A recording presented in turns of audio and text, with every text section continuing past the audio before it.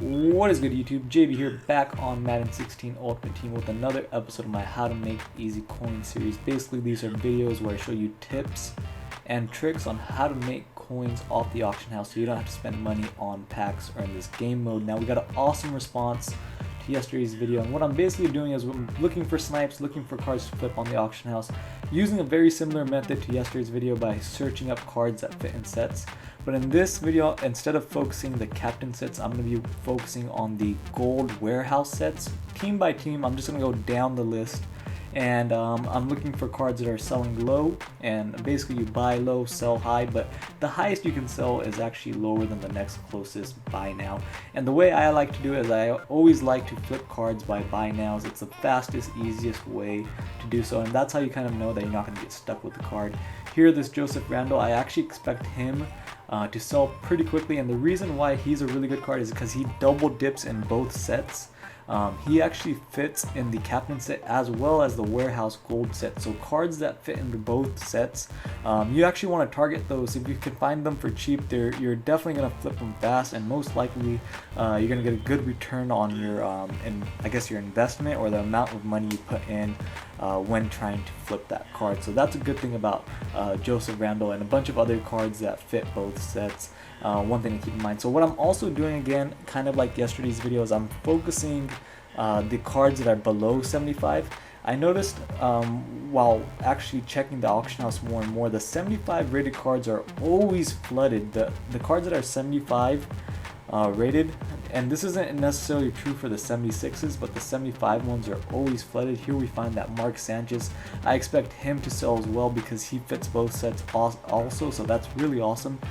75 overall rated cards are flooded for some reason. 74, 73s, and 72s, they're definitely not. And the thing about these low rated gold cards is most people just think that they're sucky cards that aren't going to sell for anything, but especially this early on in Ultimate Team, when there's a lot of noobs who are trying the game mode for the first time, they don't realize that all cards have some sort of value, especially the ones that fit into these collections, these sets. And so we got to take advantage of that, especially with all the confusion in the first week. You don't want to be one of the people who are waiting for the market to kind of relax before you make your coins. You want to be the one that's taking advantage of all the change, all the uncertainty, and basically the whole market just being up in the air for this first week. It is leveling out a lot, but I expect that this weekend, this first weekend where Madden Ultimate Team is out for the general public, to be pretty awesome. They're probably going to run a promo, and it's probably going to be a great time to make a lot of coins. So this is basically about a 20-minute span that I was on here looking for cards. I basically went down the warehouse sets and focused on the gold ones, and I'm probably in the next couple of days I'll be doing silvers and bronzes. You'd be surprised how many coins you can make off bronze players, and most of you guys probably have some of these bronze players in your guys' item binder, but you just don't have the time, or you just don't want to spend the extra effort looking them up. But you really should, because there's actually bronze players that sell for 3, 4, 5,000 coins, and off of a bronze player, if you hit one of those in one of your pro packs, that totally makes your pro pack worth getting. Here I wanted to show you this example. This Matt Schaub, he was the only one up, and what I can do right here, he wasn't selling for too much, so what I did is I'm going to buy him, and I'm just going to put him for a little bit higher because he's the only one up. I expect him to sell.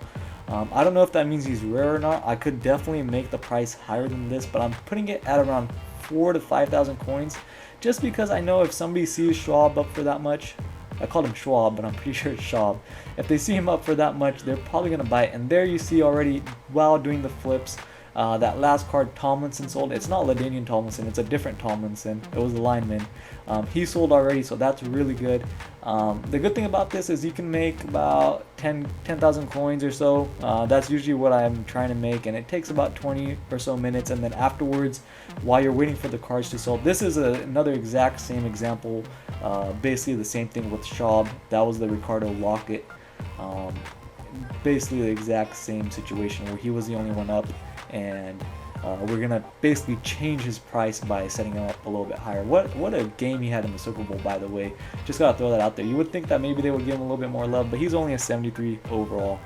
Anyways, you're just going to be trying to do this, and in the upcoming videos I'll do this with different types of silvers and bronze sets as well. You'll see here after I went away from the game for about an hour, I went to go to the gym. Luckily the gym's really close to my house, so I've been able to leave for about an hour and come back, and you'll see that the Mark Sanchez sold really fast, and that was because it double dipped. The Julius Randle sold really fast, and I made a good amount of coins off of him actually, and that's also because he double dipped in both sets. That's what I mean by double dipped. So a couple other guys have to sell, but if you see my coin total up there, I started with about 31,000 coins, 32,000 coins, and I'm already back up to 28, 29,000. So I'm definitely made back all the coins that I almost invested, and I'm almost back to making breaking a profit. Eventually those cards will sell, but I wanted to get this video out for you guys to get some content out for you so you can see how I'm doing this. Hopefully you guys enjoyed this video. I did just get this new mic and it sounds pretty great. Let me know what you think. Drop a like if you enjoyed the video. I'll be dropping many more of these throughout the season, throughout the year. As always guys, hope you guys enjoyed. Sub if you aren't already, and peace.